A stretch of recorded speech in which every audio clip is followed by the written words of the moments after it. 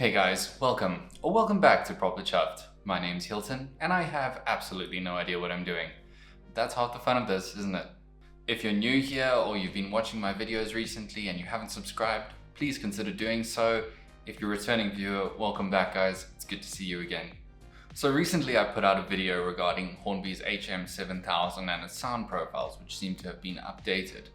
I need to just sort of step in here and make a little bit of a correction because it seems I was a little bit wrong about exactly what I was saying. Should have done my homework and checked a little bit more thoroughly. It seems that the sort of legacy TTS profiles that have been added are actually function maps and not sound profiles. So while I thought there was this massive library being added to the to the HM7000 app, it seems like those are actually only function maps for sort of legacy decoders. So that's just a bit of a clear up on my end. My bad. I certainly don't mean to confuse or sort of spread misinformation by any means. So, just putting my hand up and saying, my bad, I'm sorry about that.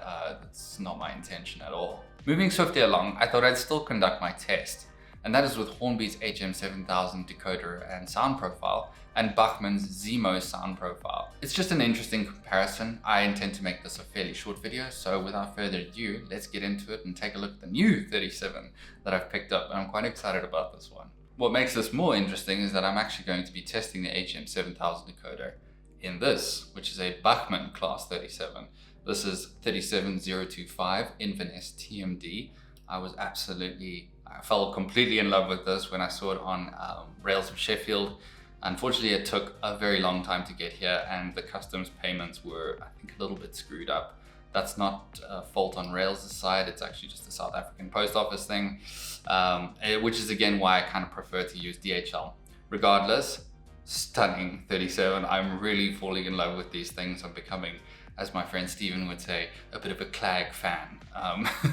These things are so cool and I just want kind of all of them. They're like the Pokemon of model trains. I just gotta get them all.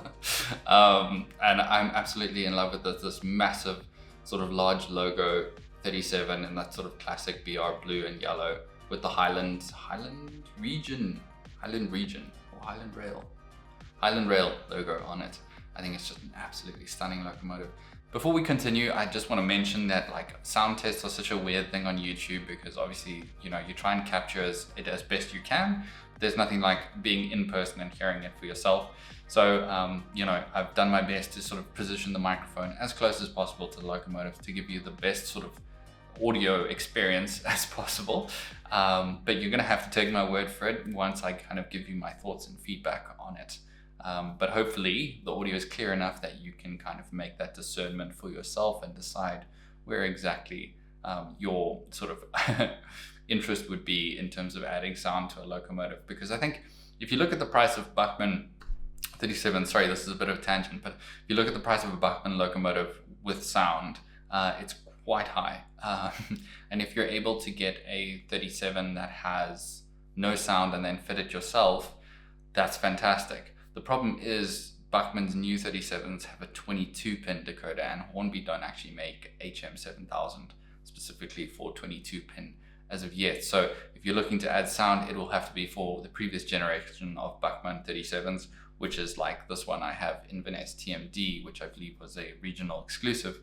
Besides the point, you just have to sort of consider what you're doing regarding sound when adding it to one of these locomotives. So if you are looking into add it into a Bachmann, make sure it's a 21 pin, not 22. 22, you're going to kind of be screwed on that one, unfortunately, until there's a solve for that somewhere down the line.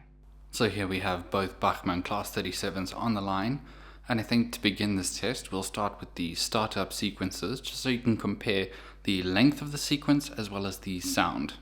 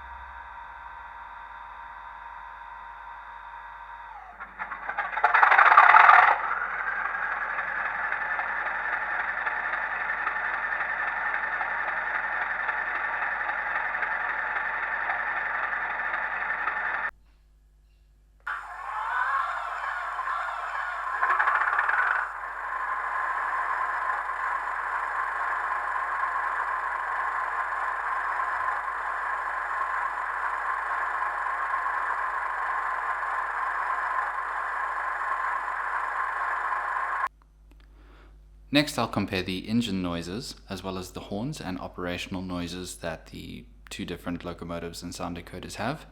So we'll start again with the 37 from Bachmann with the Zimo sound.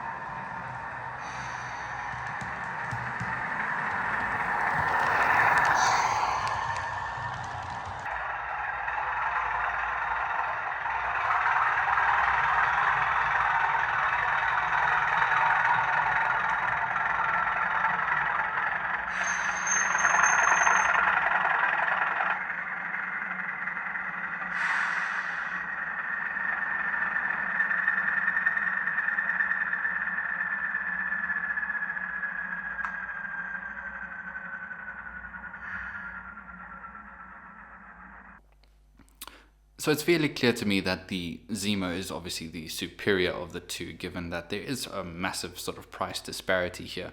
However, I am very impressed with the fidelity of Hornby's HM7000 on this Bachmann Class 37 that I've installed. I've used the smallest sugar cube housing inside this one, as I couldn't get anything else to fit, frankly. But the level of quality that I'm hearing inside the Hornby HM7000 is very, very impressive. I think the Zimo has a lot more depth and bass, and if you're looking at thrashing about your layout, that's probably the one that'll be a lot kinder on your ears, because obviously having sort of high-pitched bass isn't a fantastic noise overall. But Hornby's offering is impressive here. I am actually very impressed with it, and the fact that I can get it into this 37 is a fantastic thing too. I hope that serves as a fairly comprehensive sort of comparison between the two sound profiles. I think there's a couple differences here. Obviously Hornby's on the lower end, just in terms of pricing, but also in terms of like audio and fidelity, but it's not bad. I'm actually very impressed with it overall, and to be honest with you, most of my locomotives I sort of plan to fit with HM7000. It's a lot easier than sort of going the long route round with like ESU decoders where you have to download profiles and sync it all up and make it all work together. I'm not one for that like kind of technicality. So, you know, if you're someone like me, it might just be a little bit easier to kind of fit an HM7000, download the profile and get going. I think with the Bachmann, the Zimo sound decoder, overall you've probably got a lot more variety while it's running, especially. You got a little different noises that sort of kick in, and overall a lot more functionality. I know certain people lose a little bit of functionality when they fit HM7000. A couple of the light functions actually don't seem to work anymore. This seems to be on a case-by-case basis, however, and it's not kind of cut and dry as in, you know, you are going to lose these functions. I thought I'd lost my cab lights on my Bachmann 37 when I fitted HM7000, and magically they seem to have reappeared and are now working. So I have no idea how that works. I think it's all to do with CVs and just how you switch them up. Obviously with Hornby, you've kind of got the sort of limited functionality with the app, because, you know, you're kind of given a list of CVs that you can use when you have a specific locomotive profile. So there may be a way to sort of work your way around that, but something I haven't tapped into just yet. Overall though, very impressed. If you are able to fit a larger speaker into your Bachmann Class 37, or any locomotive for that matter, with HM7000, you might find your results better than mine. Overall though, very impressed. I think it would be great if other manufacturers could kind of take a leaf from Hornby's book with this technology. I think there's a lot of different manufacturers with tons of different sound profiles that are sort of waiting to be adopted into this kind of technology, if you will. I think it would be really, really cool. I think Bachmann have probably a massive library of sound profiles that could easily fit into technology like this. And to be honest with you, the price that Hornby's offering it at, it can't be that expensive to manufacture, I don't think. I wouldn't know. But overall, for that price point, I think it's fantastic. So you make your mind up as to which one you think is probably the better of the two sound profiles. Overall, I think obviously the Zimo is probably superior in many ways, but I think the HM7000 comes a very close second. If you've made it this far, thank you so much for watching. I really do appreciate it. Drop me a thumbs up if you found this content helpful. And until I see you guys next time, keep well, keep your engines fired, and stay on track. All the best.